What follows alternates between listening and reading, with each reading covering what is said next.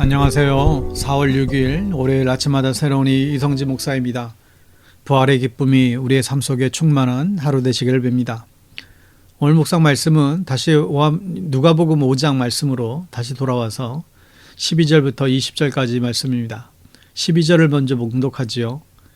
예수께서 한 동네에 계실 때에 온몸에 나병 들린 사람이 있어 예수를 보고 엎드려 구하여 이르되 주여 원하시면 나를 깨끗하게 하실 수 있나이다.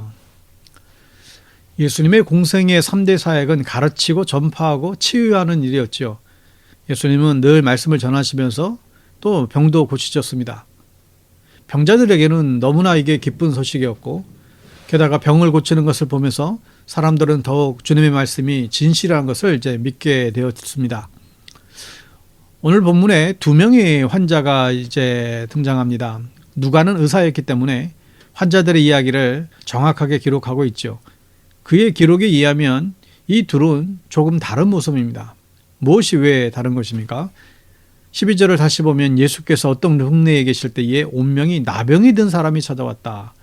그는 예수를 보고서 얼굴을 땅에 대고 엎드려 간청하였다. 주님, 하고자 하시면 나를 깨끗하게 하실 수 있습니다. 레위기 13장에 보면 나병에 대한 얘기가 나오는데 13장 전체가 나병에 대한 이야기입니다.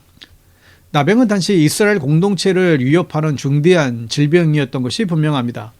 그래서 나병에 걸린 사람은 동네에서 쫓겨났고 혼자 생활을 따로 해야 했습니다.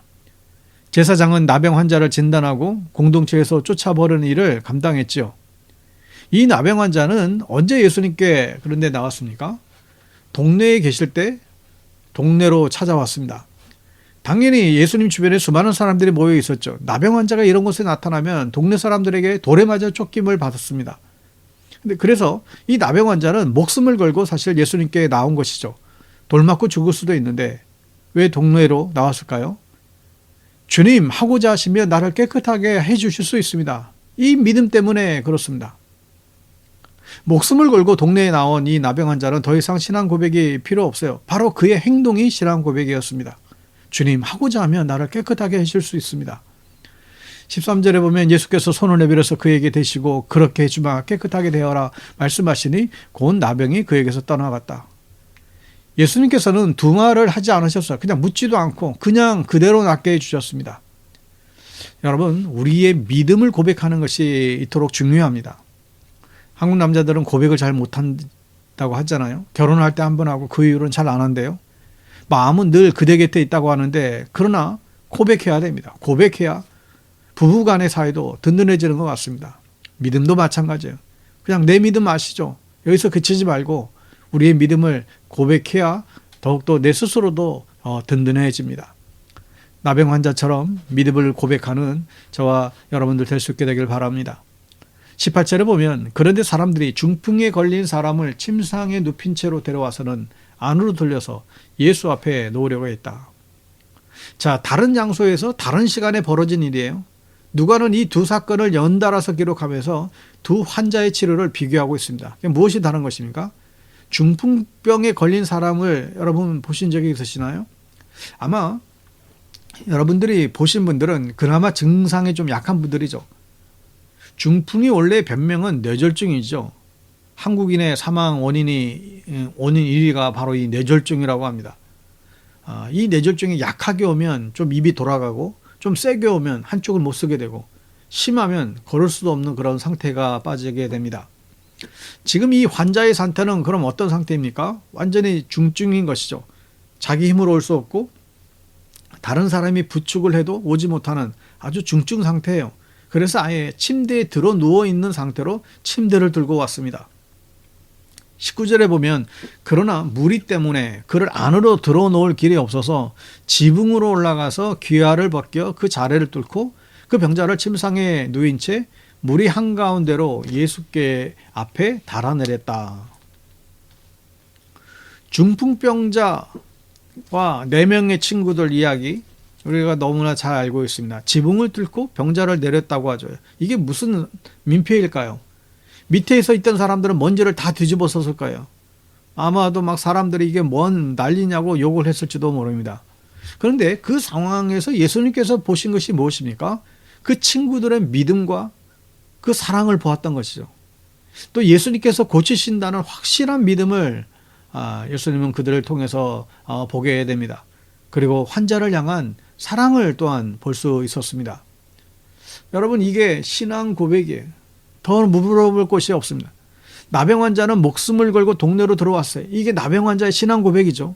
중풍병자는 친구들을 통해서 신앙을 고백했어요.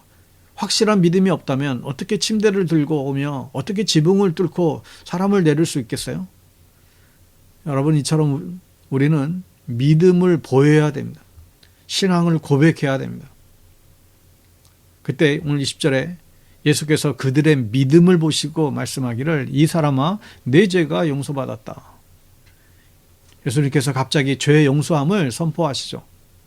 율법학자들과 바리새파 사람들이 이 일을 보고 예수님을 비난합니다. 당신은 뭔데 죄의 용서함을 선포하는가? 하나님 외에 누가 죄를 용서할 수 있느냐?